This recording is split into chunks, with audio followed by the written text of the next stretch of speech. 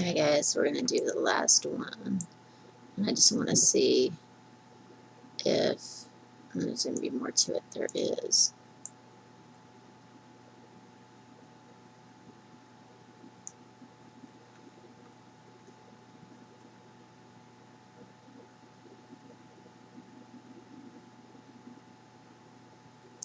Oh, no, no, no.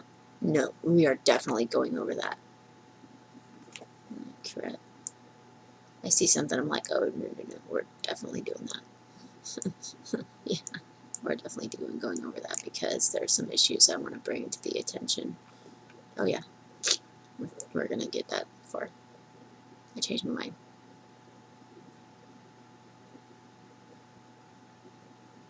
Alright, so I'm going to go over this first, and then I'm going to go over the next part because the next part's a visit. Contact date and time, September 25th, 2013 at 12:11 p.m. Contact ID number, contact type, attempted, no, location, blank, purpose, other. Method, telephone call from, narrative, yes, sibling visit, no. Persons contacted, Hazelwood, Kimberly, contact narrative, missed call from Kimberly, caseworker returned her call at 1:18 and left a message to call me back. Now we're going to go to the visit. Contact date and time, September 25th, 2013 at 4:00 p.m. Contact ID number, contact type, attempted, no, location, FPS office, purpose, parent-child visit. Method, face-to-face. Narrative, yes. Sibling visit, no. Persons contacted, Ellis, Isabella, M. Hazelwood, and Hazelwood, Kimberly, and Hazelwood, Mary. Let's take a look. Contact narrative.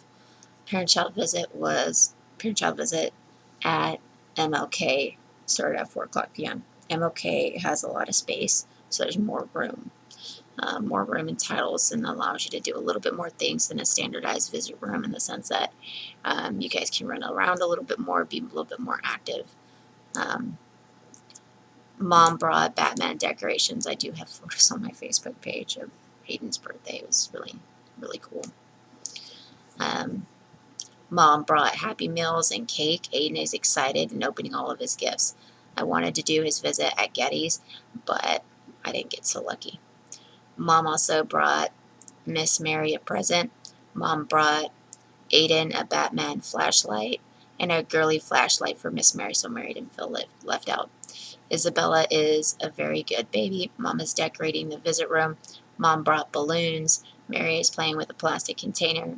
Mary got more gifts too, again, so this way she doesn't feel left out. And because, remember, my kids are not in my care, so it does make it a little bit difficult.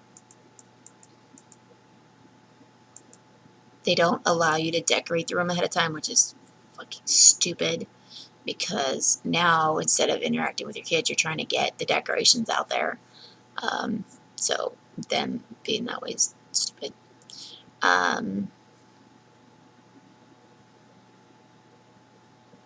Also, got a gift, a Play cell phone. Aiden is so excited with all of his gifts. Mom stated she ordered fried apple pies, but got French fries instead. So I didn't order fried apple pies. I ordered apples. And the reason I ordered apples is because I didn't want CPS getting on to me because it's not healthy, you know. And CPS will talk to you about nutrition. In most cases, they do look down on you for not providing healthy meals to children. McDonald's, there's nothing really wrong with it though. But I was trying to say, look, I tried to get apples and they wouldn't give me apples, so I ended up getting French fries instead. Mom is cleaning up all the wrapping paper. Isabella is getting fussy. Mary wants Mom to hold her. Aden is making moaning sounds as he opens his gift. So what? He's making moaning sounds. At least he's making sounds, you know what I mean? I'm not too worried about him making moaning sounds. The visit is taken to the break room to eat their birthday food. Mom brought the children. Aden is eating a hamburger. Mary got chicken nuggets.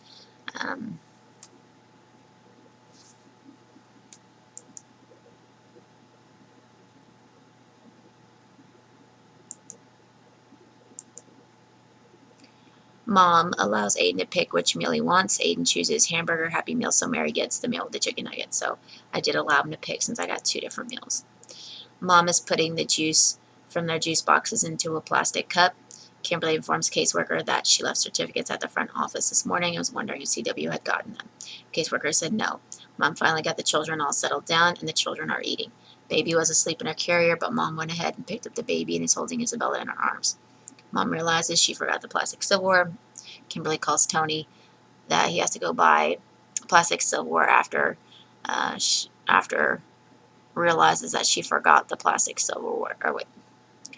To go buy plastic silverware after a caseworker checked the bags and did not find plastic silverware. So obviously the caseworker went back into the room and checked to see if the silverware was anywhere in the bags, and of course they're not there. So I had to have him go and pick it up. So yeah. At 4:41 p.m., the visit is taken back to the visit room. Mary's not crying because Mary wants Aden's toy car. Mom brought Aden, but Mary does not want her toy car. Mom is changing Isabella's diaper. Mary wants Mom's phone and Mom says no, so Mom has to put Isabella down to comfort Mary. Mom is now changing Mary's diaper. Mom states Mary's rash looks a lot better. Mom has two babies crying at the same time, Mary and Isabella. It's common, especially with young children. I never worry about it. Well, I worry about it because I'm dealing with the department at this point. I've got two crying little ones. But in all honesty, two of them crying. One of them is throwing a tantrum. Okay, so one's throwing a tantrum. The other one is actually crying. Okay, and to be quite honest, she should just cry it out. Because if you're throwing a tantrum, that's what they teach you. Just cry it out.